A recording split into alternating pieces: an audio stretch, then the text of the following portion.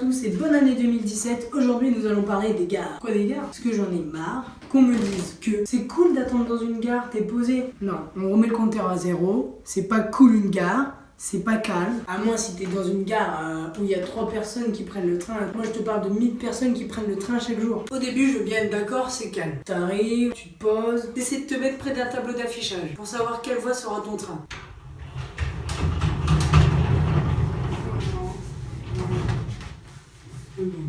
Mais en même temps tu dois être près de la voie auquel tu penses que ton train va partir. Pour ma part, j'ai même l'impression de me creuser plus la tête pour trouver quelle voie ça va être que dans la vie de tous les jours. Le train a l'habitude d'être sur la 14 et des fois sur la 11. En sachant qu'il y a déjà un train sur la 14 et qu'il n'y en a pas sur la 11 et qu'un train vient d'arriver sur la 10, je voterai pour la 12. Tu vas certainement te demander mais pourquoi calculer quelle voie il va arriver le train? T'as juste à attendre le tableau d'affichage. Parce que je t'explique pas quand tout le monde voit le petit chiffre se mettre à côté de ton train. Hein. Les gens qui sont dans la gare, ils vont à la même destination que toi. Tu te mets aussi bien sûr dans un endroit où tu vas pas gêner. Ou plutôt où tu penses ne pas gêner. Ce qui est très dur à faire. Parce que dans une gare, t'es jamais au bon endroit. Ça vaut bien te le dire. T'as beau être là ou là, limite t'as même l'impression qu'il y a une déviation à l'endroit exact où t'es. Non mais c'est pas vrai. Ça passe devant toi, derrière toi, sur les côtés. Quand tout ça s'est calmé et que ta voix n'est toujours pas affichée, perso moi je me regarde une série. J'ai une technique pour tenir mon téléphone.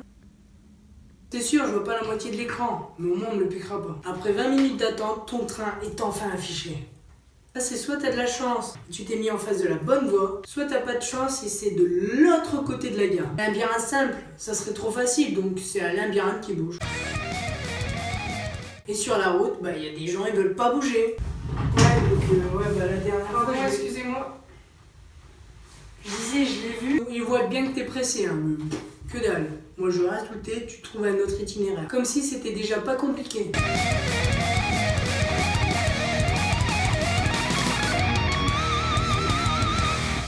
Et là, t'arrives devant ta voie. Et comme je l'ai dit tout à l'heure, là tu peux attendre 10 minutes avant d'atteindre la porte du train. La dernière chose, c'est que t'espères qu'il y a personne à ta place. Tu peux t'asseoir, tu peux mettre tes affaires de côté et admirer le paysage. Non, je veux pas te quitter tout de suite, là on a fait la version zen. Faut bien faire la version pressée pour les gens comme moi qui souvent prennent tout à la dernière minute. Là, il n'y a pas un moment de coolitude. De une, tu cours partout pour trouver un tableau d'affichage.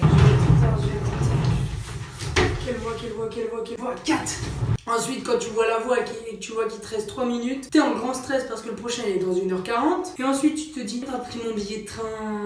Donc tu le prends à l'arrache. Mon billet, c'est bon, je l'ai pris. En espérant que tu ne cours pas d'heure et j'en passe des meilleurs.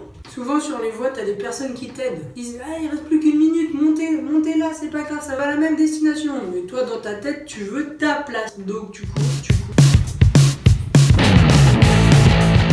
Enfin arrivé, de justesse bien sûr, là t'arrives à ta place et tu plais à la personne qui est à côté de toi parce que vu comment tu transpires, t'espères que la personne elle est bouchée du nez, sinon elle va bien dormir pendant le trajet. Je vous dis bonne journée et à la prochaine.